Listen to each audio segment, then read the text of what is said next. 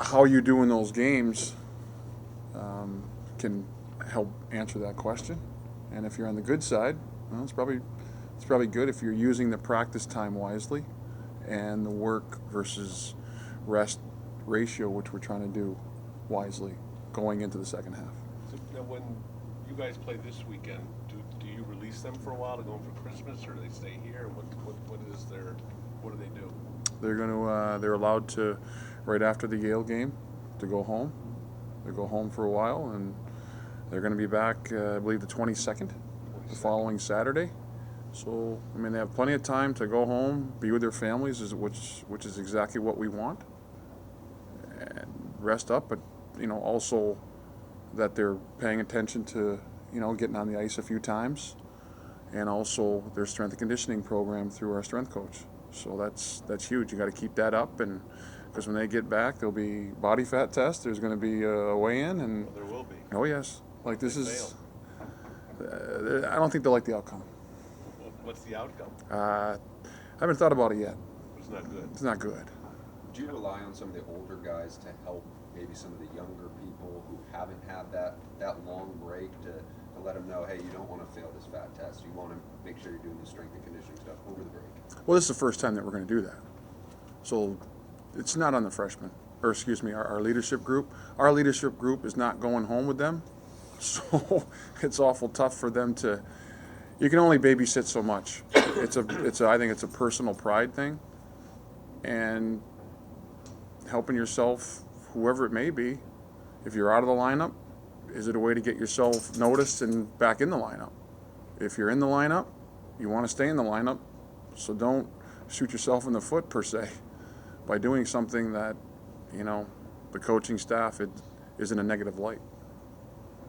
Any other leftover takeaways from the Belfast trip? And your goalie certainly had a good time of it over there, the way he played.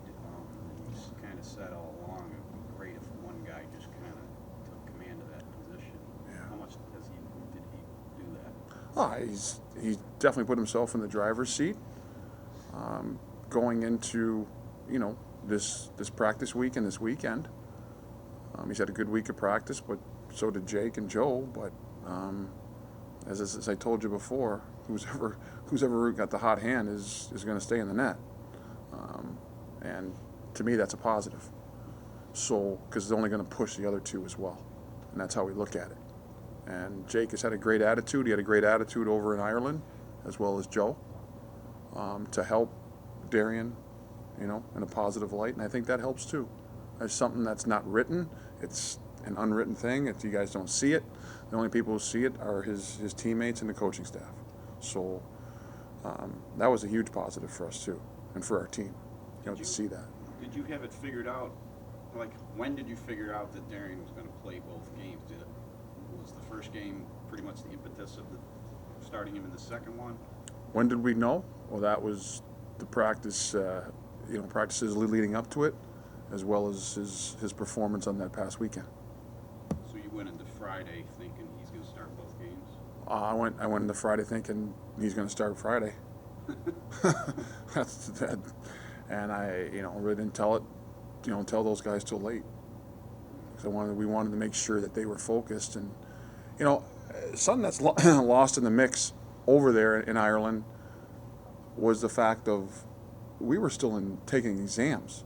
Like 14 of our guys were still taking exams, and they had to miss, a few events over there that, I think were pretty important about Ireland's history. And I give our guys a lot of credit. No one complained. They did what they needed to do. That's the school required it. The professors here, we did it. We got it done, and they did a good job this past term. And I give them a lot of credit. They really separated it. I thought they were true. I didn't think they were student athletes. I thought they were professionals. I really did. I thought they handled it like professionals. The 13 or 14 kids, was it like all older kids, or is there any way to characterize that group, or was it pretty mixed? It was a mix. Depending on what their academic. Yeah, whatever. Okay, so it wasn't like freshmen. No. Because of the way their exams were scheduled or anything like that. Yeah, it was a Right. It was a mix. Yeah. Would Darion then be the number one goalie right now, today?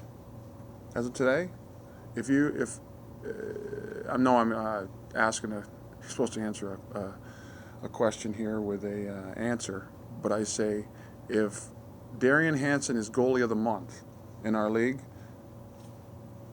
I think that's a pretty good indication that he'll be starting there on Friday night. So right now, it's his spot to lose. Right now it is, yes. I mean, that's what you want to have. You want to have some kind of separation, Yeah, don't you? yeah. And this is not a I'm sorry business. Like, I like Jay Kupski. I like, Joe Young. They bring a lot to our program and have. But Darion Hanson's, like I said, he's in the driver's seat today. Now, if he has a great game on Friday, that's what makes another easy decision. If he doesn't, he's smart enough to know. He's smart enough to know what could happen. What has he done that's separated him right now? Well, I think he's been consistent throughout his game. I've liked the rebound control. I like how he, let's just say, kills plays. And what I mean by that, if we're scrambling in our defensive zone or PK, he's able to get a stop on the puck, allow us to change. And to me, that's another lost art in hockey, is being able to have some composure, and your goalie has composure enough to identify the situation when your team needs that puck stop to just to allow a change. And he's done a real good job of that. Do you have to keep your eye on like Jake to make sure his head is still in it? No, fair question, but no, because it just just talking about him and being such a team guy over there in Ireland. I mean, how long does that keep up? Who knows? He is a senior. Last time I checked, you only get one senior year. So, yeah, I'm sure he wants to get as many looks as he possibly can. I'm sure he wants to experience the afterlife of professional hockey after. But, again, he's had a good attitude this week. He's worked really hard. He's looked good in practice, too, which has only helped our practices. And that's what we're looking for. College goalies, at least not in your conference, don't face shootouts very often. Did you or Jason or anybody tell Darion anything going into that thing? I didn't say a word to I didn't say a word to Hanny about that, and I don't think any of our coaches did. But he's I don't think he's a goalie. Like his mentality, it isn't where you can't talk to him. The guys are. It seems like the guys were chit-chatting with him, but and he actually, I think, we're probably getting some feedback back. Maybe they were busting on each other for all I know.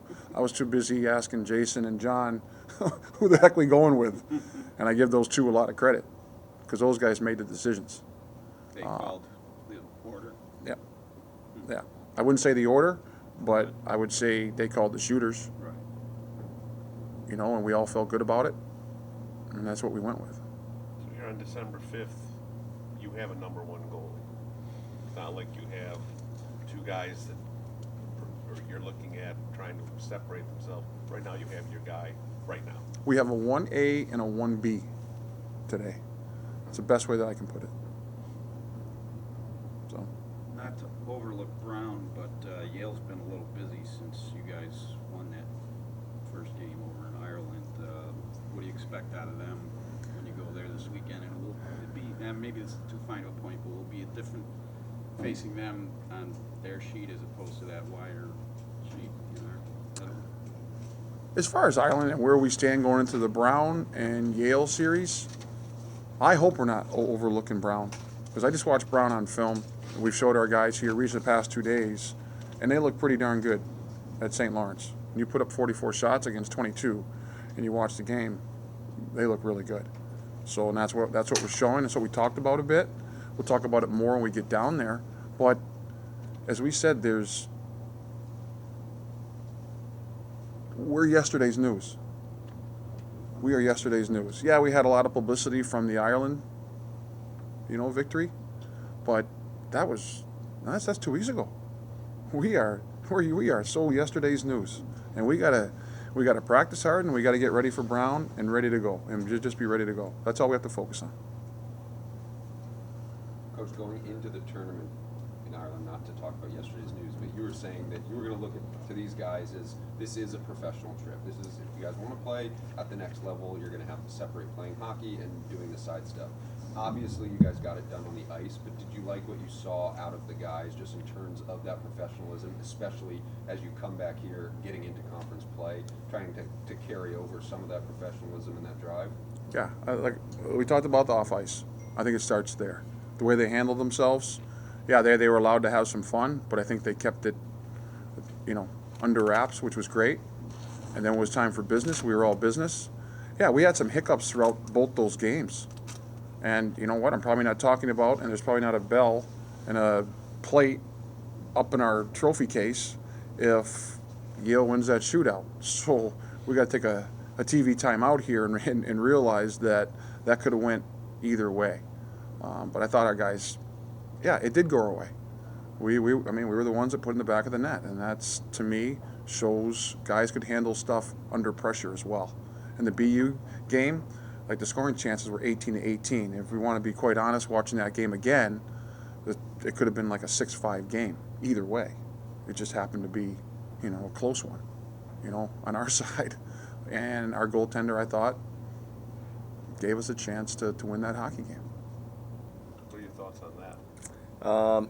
Obviously, it's nice to get rest for guys that are banged up to have some time to heal. But it's good because we get a lot of practice and get back to the basics after that long stretch we had in the beginning of the year. I'm just back to games every weekend. But obviously, it's a little different with that much time off. But I think we've had now 2 weeks to prepare after getting back from Ireland for this weekend. So it's a good amount of time. What's been your experience coming back from that, as far as being sharp and fit and not eating a lot of food during the holiday and all that stuff? Yeah, I mean, coming back from Ireland, I don't think the jet lag was too bad. I think it was probably worse on the way there. But just getting back to routine, and it's kind of nice right now. School's done. We got back from Ireland, exams were over, everything was done, which is nice. We can just focus on practices and workouts. So that's nice, just to focus on your body, kind of pro hockey, as what Coach always says. So it's nice to get into that routine. How cool of a moment it was for you to score a goal against BU over there? Yeah, I mean, it was just a great experience all around. Like going out there for a full week. I've never been to Europe personally, so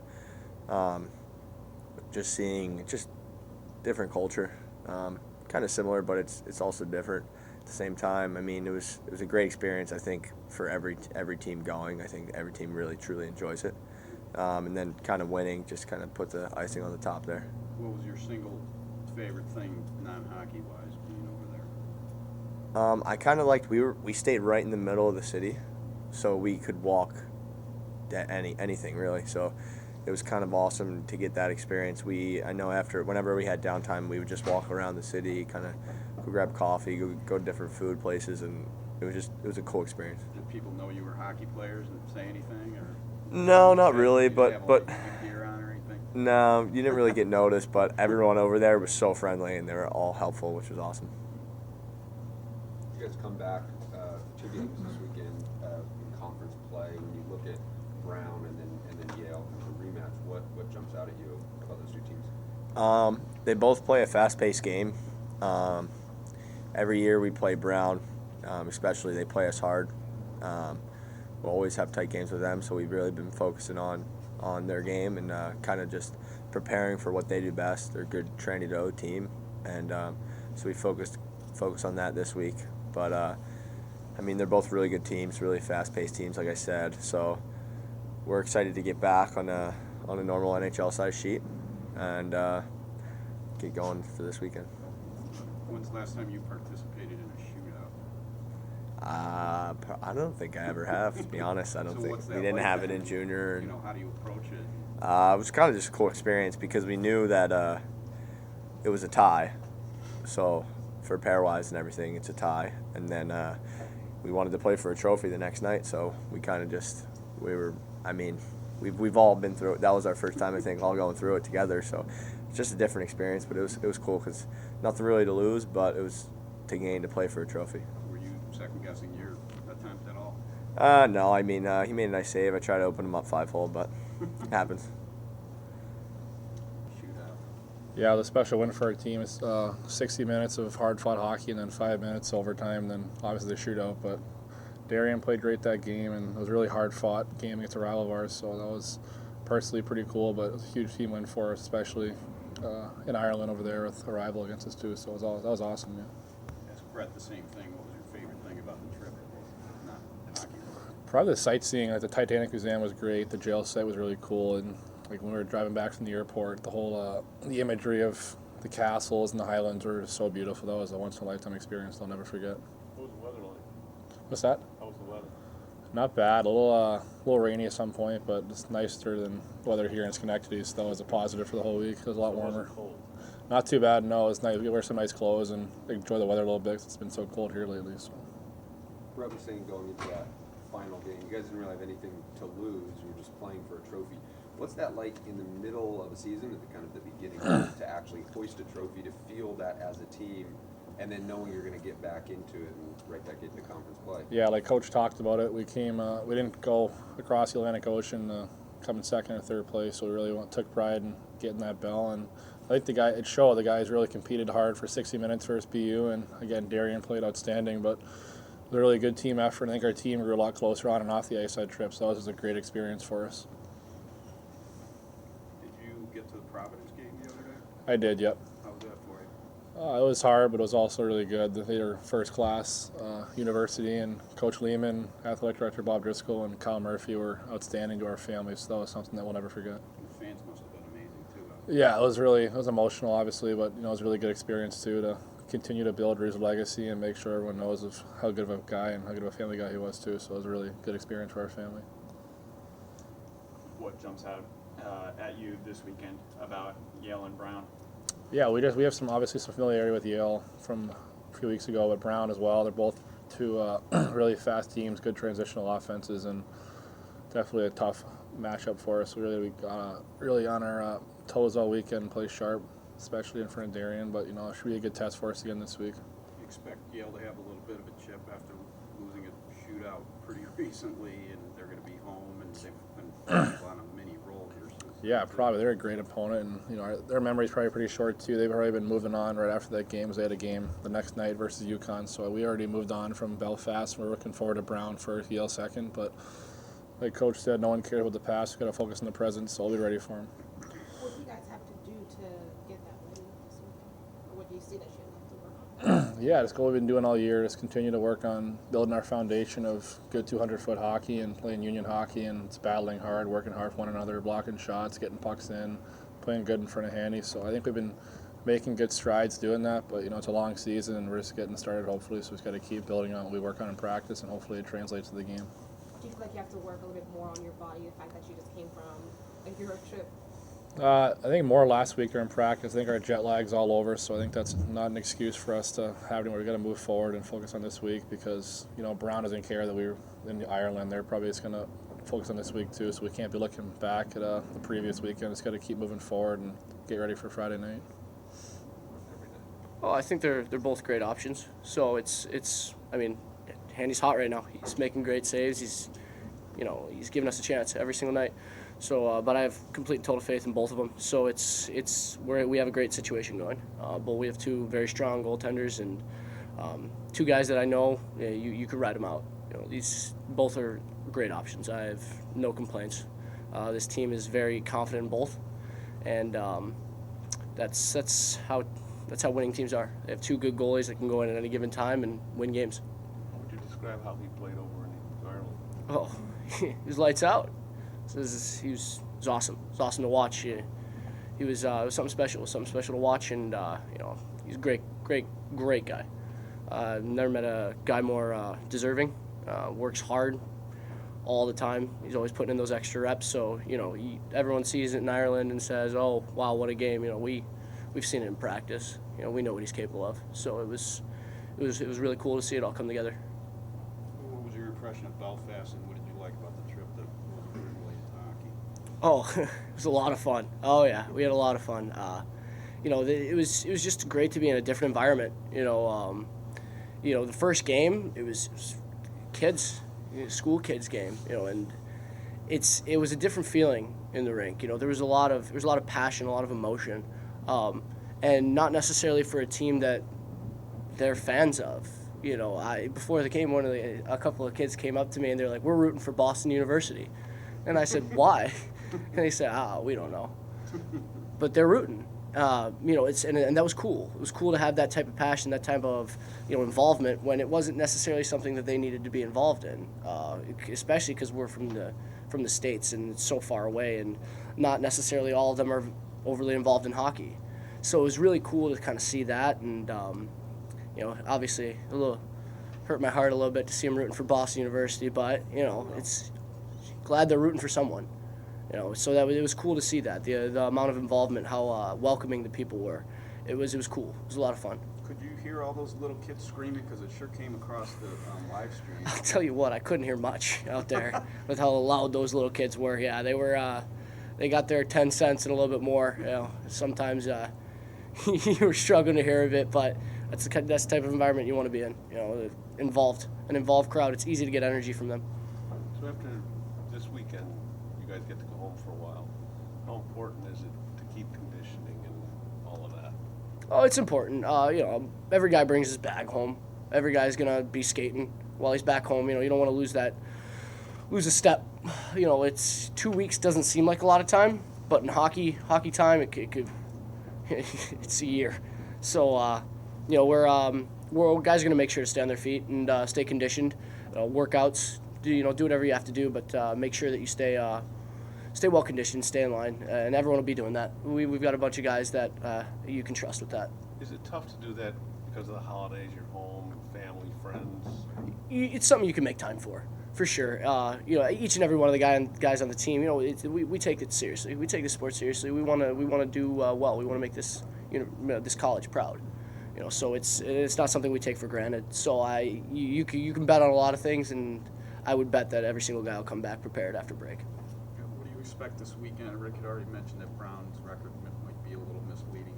Meanwhile, you got to think Yale's going to have a little chip on their shoulder after you guys just beat them. Yeah. They've won 3 straight since then. I think this weekend is going to be fast paced. In the first game with Yale, it was a fast game. They're simple, smart, move pucks quick. They're physical. So Yale be obviously a lot of fun on Saturday. And Brown, I don't think their record quite indicates how good of it. They've outshot most teams that they've played. They're going to get pucks to the net. They're a fast-paced team. They're young. They're going to be filled with energy. So neither of these games, neither of them are going to be by any means, in the slightest bit, easier than the other. Both of them are going to be very tough, and we're going to go into the weekend well prepared and give them everything we got. So it'll be interesting, but definitely going to be fast-paced. Definitely going to be fast. As a defenseman, how much did you have to adjust to the wider sheet over there, and will that have any impact on when you guys see Yale? And I bring them up because you guys played them.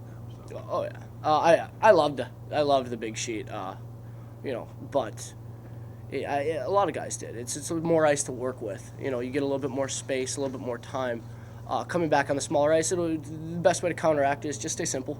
Make the quick pass, make the first pass. On that bigger ice sheet, you may have been able to get away with holding on to the puck a little bit longer and waiting on another lane to open up. We're back on normal ice. So on normal ice, take the first play, make it quick. We'll be stressing that on our back end in those games, knowing that we just came from an Olympic-sized sheet.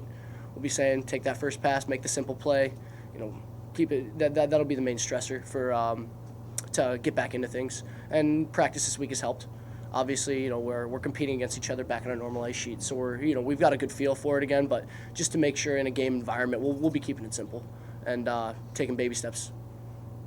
Are you embracing where you're at right now? Yeah. I mean, you kind of take it as it comes, right? Whether you're in the net or not, or playing well or not, and being in December right now, I just kind of taking it one day at a time. So. Luckily for me, it's been a good stretch, but it's you also have to remember there's still 4 months left to go in the year, so just maintaining that focus and working hard every day is probably what's most important.